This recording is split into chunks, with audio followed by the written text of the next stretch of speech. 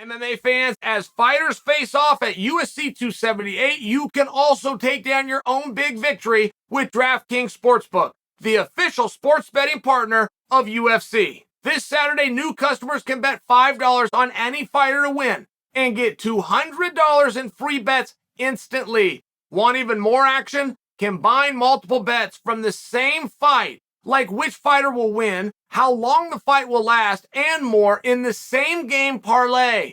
With same game parlays, DraftKings customers have a shot at making their bag even bigger if all the bets hit. DraftKings is safe, it's secure, and guys, it's reliable. Best of all, you can deposit and withdraw your money whenever you want. Download the DraftKings app right now.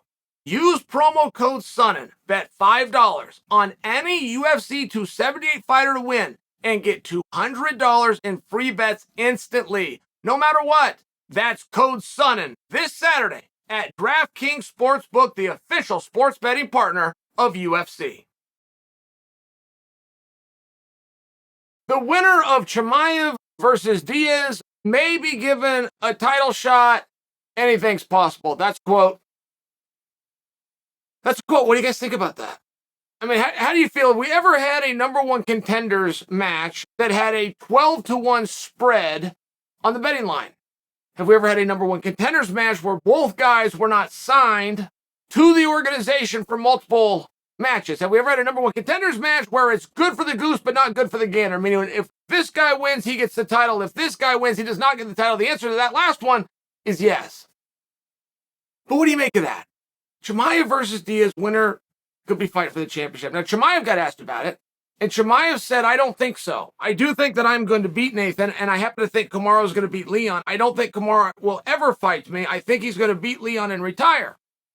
Now, Chimeav doesn't have some crystal ball or some inside information on Kamaru Usman and the decisions he's going to make in the future part of his career. That's gamesmanship, but it wasn't a bad play. I mean, what do you think?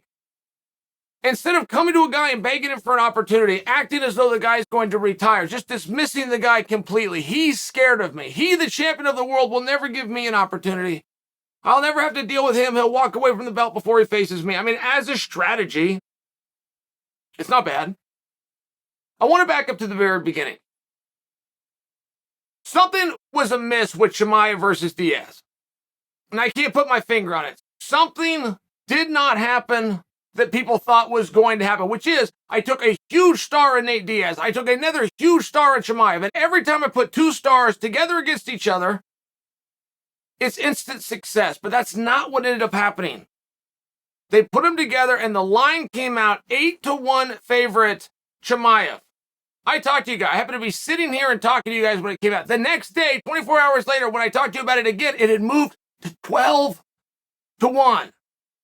And then there was even a repair angle coming in saying, well, no fight should be that far of a spread, and both of these guys can catch each other. And there's a level of damage control that was done that was never expected. There was a belief if I put star and put them under one roof, I have something big, but it's just not what happened. So now we're trying to spoof it even more. And we're saying that whoever wins gets to fight for the belt. Now that is meant to be a conversation piece, okay? We cannot say this isn't worthy of a number one contendership for Chimeav. We can't say that if we're the one that made the match. We know that Chimeav is good enough to be one win away from a title fight. We know that because a year ago he was scheduled to take on Leon. Contract signed, and it was said then, whoever wins will fight for the title. So we know that Chimeav is good enough to do that. If we put him with an opponent of our choosing, it doesn't matter who it is on the roster, but then we come out and say it's not good enough for a title shot, I've just said something that I don't want you to hear. I've now just given a message loud and clear that I don't want to have given. And therefore I say perhaps. I say maybe it will be. So now I'm adding to a fight that I never thought I would have to add to because I took a star A versus star B and put them against each other. That recipe always works. For some reason it was a mess. So now I'm attempting to add to the allure and to the contest. Well, what do I do if Nate wins? Nate openly is not going to be under contract with the UFC the moment that fight comes to conclusion. That doesn't mean that he can't resign. That's where a comment like anything is possible. You'd be having a very different conversation with Nate Diaz if you were offering him a world title fight, maybe. Nate hasn't been super clear with us. Nate hasn't told us what he wants to do. Nate hasn't told us why he wants to be free. We have told each other that it's to go fight Jake Paul. We are all pretty sure it's to go fight Jake Paul. 2 days ago, Jake Paul did an interview on this very subject, and Jake Paul came out and said, yes, I'm just about to fight Diaz. I can't wait. It's getting closer. And the great news for me is after I beat Diaz, it'll bring me one step closer to McGregor, which is all I've ever wanted in the first place. So there is a reason that we believe this is about Nate versus Paul. There's a reason. Nate hasn't told us that. We don't have any inside information, but we do have Paul as recently as 2 days ago saying that that's what this is all about. Okay, great. Lots of things lie. Fighters would get included, but we're not really clear on what we're doing here. And I want to back you up to the original premise of whatever the negotiation is going on with Nate and the UFC. We haven't been privy to that.